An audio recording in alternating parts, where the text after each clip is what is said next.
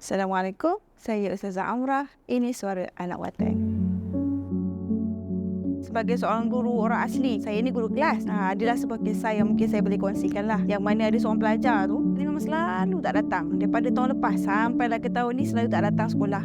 Jadi saya tengok kehadiran dia pun banyak kali tak datang. Jadi saya pun keluarkanlah surat amaran yang pertama. Tapi saya masih guru baru, jadi saya pun tak memahami mendalami sangat masalah pelajar tu. Bila ditanya pada cikgu-cikgu yang lain, biasanya dia kata budak ni dia masalah dia adalah sukar untuk bangun pagi.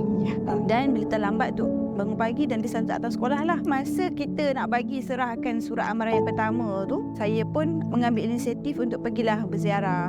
Ziarah mak dia di kampung orang asli dekat dalam pedalaman tu. Masa tu saya pergi seorang. Jadi bila dah sampai dekat tempat kampung dia tu, disambut dengan berekor-ekor anjing. Berdebar juga masa tu. Tapi kuatkan juga semangat sampai juga dekat rumah dia tu kat atas bukit. Sampai dekat rumah tu saya bagi salam dan berjumpa dengan mak dia. Dan dekat situ saya pun tahulah kan, saya tahulah keadaan keluarga dia, yang mana mak dia baru saja bercerai, ada anak kecil pula kan. Memang tak boleh nak bekerja sebab ada anak kecil dan tak ada kenderaan untuk keluar. Jadi itu antara salah satu faktor yang menyebabkan family si anak murid saya ni pun kurang mampu untuk membayar yuran sekolah dan tak dapat menghantar anaknya ke sekolah lah. Lepas tu saya saja je lah bergurau tanya pada anak murid saya kan, depan mak dia saya tanya, kenapa awak selalu datang sekolah tak mandi kan. Saja je lah bergurau. Lepas tu mak dia pun kata, minta maaf lah cikgu, rumah ni dah lama kena potong air, jadi anak-anak saya ni memang mandi dekat sungai. Kalau sungai tu arus dia deras, saya memang tak bagi anak saya mandi. Lepas tu dekat situ saya tahulah sebab apa anak murid saya tu selalu kadang-kadang dia datang ke sekolah dalam keadaan tak mandi. Jadi dekat situ saya pun rasa macam pada permulaan saya datang tu, saya macam nak memberi kesedaran lah kepada parent dia tentang pentingnya pendidikan kepada anak-anak.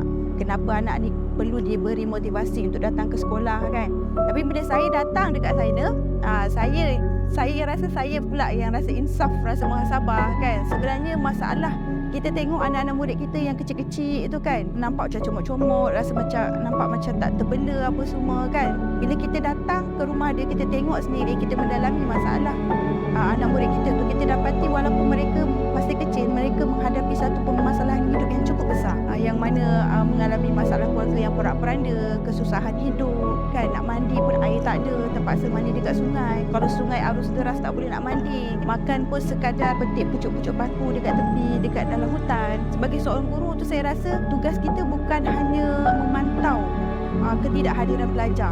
Bila budak tak datang, tak hadir sekolah aja, cukup beberapa hari kita keluarkan surat amaran, kita bebel kat budak tu kan, kita ceramah kat budak tu kan. Tapi dalam waktu yang sama kita tak nak cuba menyelami kehidupan dia sebenar, kita tak nak cuba pun datang untuk melihat kehidupan dia sebenar dekat rumah macam mana. Sebenarnya masih ada lagi golongan-golongan seperti itu yang mungkin kita terlepas pandang.